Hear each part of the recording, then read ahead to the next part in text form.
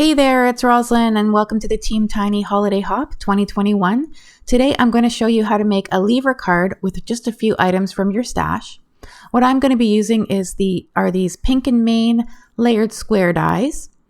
I'm going to add a cute little sloth from this set called Eat, Sleep, and Be Merry from Fawn and Simon Says Stamp. I'm using Winter Wonderland pattern papers from Polka Doodles and Oliver's Stitched ABCs. I'm going to show you an example here of a lever card. I made this card with a Divinity Designs card die, which does all the work for you, but I'm going to show you how you can make it without that die. I'm taking a piece of cardstock, 8.5 by 11, and I'm cutting that in half. I'm using a 65-pound cardstock from Recollections, and I'm taking a white piece of paper here and cutting that down to 4 by 5.25. That's going to be matted on our card front. Before we attach that, we're going to cut out a square. It's going to be centered on this card from left to right and up a little bit from the bottom. About 1 3/8 inches is what I used. And that is a 3.5 inch square die that I'm using. So it sort of looks like a Polaroid right now. So to score our card base, we're going to take one of the cardstock panels and we're going to score that as we would a normal A2 size card, which is at 4 1/4.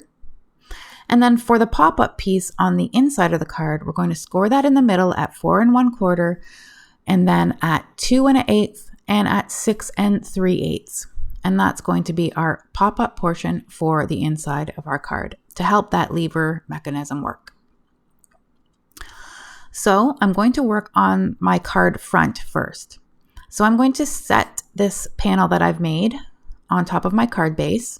I'm going to take the next square down, which is 3 1/4 inches, and tape that down with some removable Scotch tape and run that through my die cut machine. And as you can see, we have a nice white frame there that will be matted on our red card base. Now I'm going to work on the pop-up portion for the inside of the card. I'm going to mark the part that I want to cut out from the pop-up portion of my card. I'm just marking that with a white pencil here, and it will be half of the square that we have on the front of our card. So I'm just going to take a steel ruler here and my X-Acto knife and cut that portion out. So you just want to make sure that you're not on the inside of those white lines, because we want to make sure that our lever square that's going to be popping out can fit through that window as well. So as you can see here, I'm just going to cut that out and just check my front of my card against that and make sure that I have enough room. And I can see that I have just a sliver worth that is too much cardstock there. So I'm just going to cut that out with my X-Acto knife.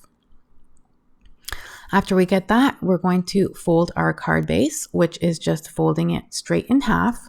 And then for our pop-up portion, we're going to fold it like a W. So the first fold is a valley fold. The second fold is a mountain, and the third another valley fold. So we get that W or the M shape. And I forgot to mention, keep that square that you cut out from the card front, because we will be using that later on. So to color up my images today, I'm using some Copic markers, and I stamped that on some Copic friendly paper with some Copic friendly ink. And the colors I'm using for him are E79, E77, and I'm coloring the rest of him in with E74 and not too worried about blending it all in, because I'm going to show you a technique here with some alcohol that will make him look like a fuzzy teddy bear or a teddy sloth. So I'm just going to take some isopropyl alcohol, 99%, that I got at the drugstore, and a simple cotton ball here. You can also use a 70%, or you can use your alcohol marker blending solution, and they will all do the same. So I'm just taking a little bit on my cotton ball, and I'm lightly dabbing that on where his fur is. And you can see that the Copic marker color is starting to fragment there. It's starting to break apart and move. And I'm just taking a few seconds in between applications to see what it's looking like. And I figured I needed a little bit more alcohol on there to make them a little bit more fuzzy. And as you can see, it is wetting my paper. And I'm doing this first before coloring the rest of my image because I don't want the rest of it to look fuzzy. I just want the little sloth to look fuzzy. And I'm going to wait for that to dry fully before I start coloring him up again. And as you can see, he looks kind of fuzzy there. So his hat is getting my favorite red combination, which is R59, R29, and R35. And for his face, it is R31 and E31 and E55. For the little branch, I'm using E59, 27, and E25 as my lightest. And I just love how cute and cuddly he looks sleeping on his little branch there. Now, if you missed out on this set from Stamptember, there is a lawn fawn image that is just the sloth sleeping, but you can always add a Santa hat to him. And there's also many, many more sleeping sloths out there. And you can, of course, decorate your lever card with any images that you like. So here are some of the beautiful papers in this paper pack. And I picked this star, this sort of turquoise star background here, and I'm cutting that out with a 3-inch square. And here is our red cardstock that was cut out of our card front. And I'm just going to mat the stars pattern paper onto that square. And I think that looks really good. And for some reason, I love teal and red for Christmas. I just think it looks so nice. I'm just going to attach my images down here with some liquid glue. And I also stamped out some of those twig pieces in green ink. They were also from that stamp set, just to add a little bit more detail. So after I'm finished that, we're going to decorate the front of our card. So I cut out Mary with the same patterned paper, and I'm using those Oliver stitched ABCs. But first, I want to stamp out the sentiment, eat, sleep, and be. And here it is here. And it actually says eat, sleep, and be merry, but I'm going to mask that off with a little Post-it note tape and stamp that down with some VersaFine Clair Nocturne ink. That is great for sentiments. And I'm going to arrange my Mary on here and adhere that down with some liquid glue. I always like to start with the middle letter if I can, and then work out from there. And since it's so close to the bottom of the cardstock, it's really, really easy to line that up straight. So I wanted to tell you about the hop. This is a Team Tiny hop. We are a bunch of YouTube creators that have less than 1,000 subscribers, and our goal is to hit that 1,000 subscription amount. So please, if you like what you see on any of these channels, feel free to subscribe and like and comment on our videos. We much appreciate it.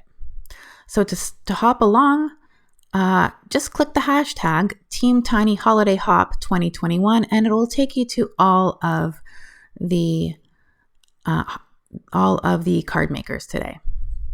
So now I'm going to work on my pop-up portion. So I'm taking some of the pattern paper and I'm cutting that down to 1 7/8 by 5 inches. And that will help decorate the inside of my card. That's another thing I like about this card, is that it allows you to lose a lot of your pattern paper that you have in your stash. So now we have to fit that one piece of pattern paper, and it's going to be sort of in a C shape. So I'm taping it to the back of my pop-up panel, and I'm marking with a pencil all the way around because we don't want any paper there. We're going to take that largest square again, which is 3.5, and line that up. And you can see that pencil mark we just want to line it up all even around that pencil mark and run that through our die cut machine. And there we have a piece of pattern paper that will nicely fit in that section of the card. I also use 65-pound paper for this card because I am adding a bunch of layers that will make it more sturdy. And if I found that if I used the like 100-pound paper or whatnot, it was a little bit bulky, especially for sending in the mail. So next, I'm going to cut a piece of white cardstock to the same size, 1 7/8 by 5. And this is where I'm going to put my inside greeting. I'm going to take some ornaments from the same stamp set here and just decorate that a little bit. I'm also going to take a present for the lower left corner. And the alternative to writing on the inside of this pop-up card would be to make a panel for the back and write on that and just decorate the pop-up as much as you wish.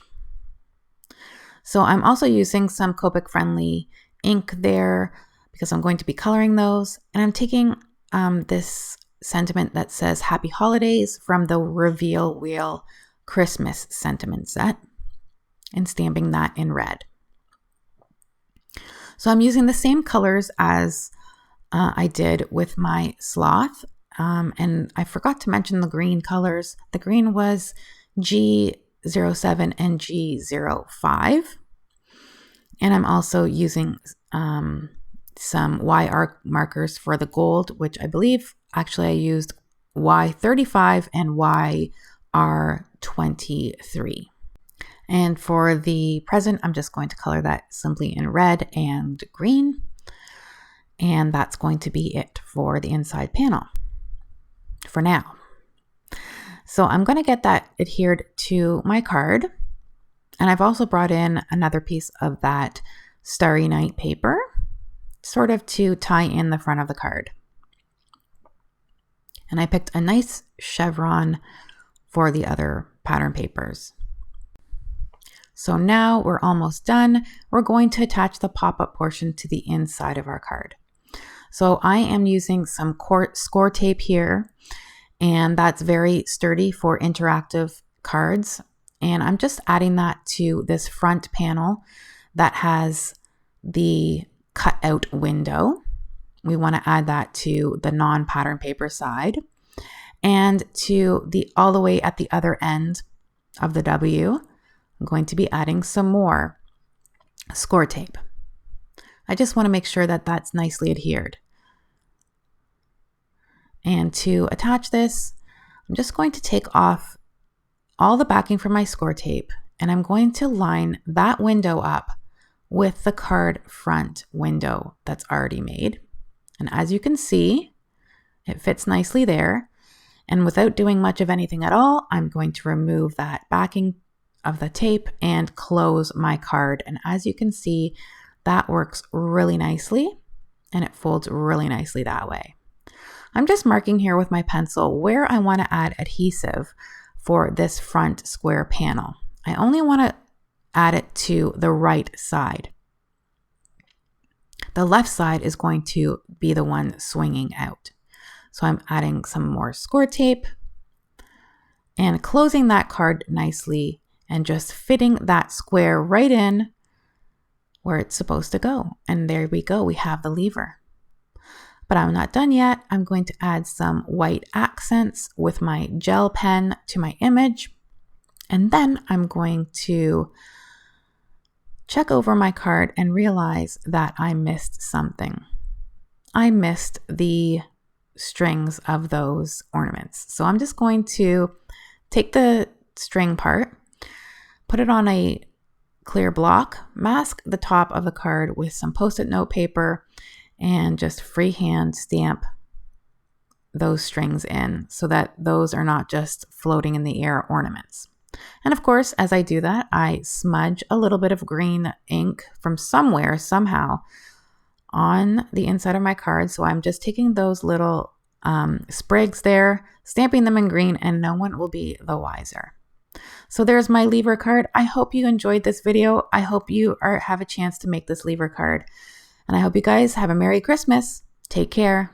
Bye-bye.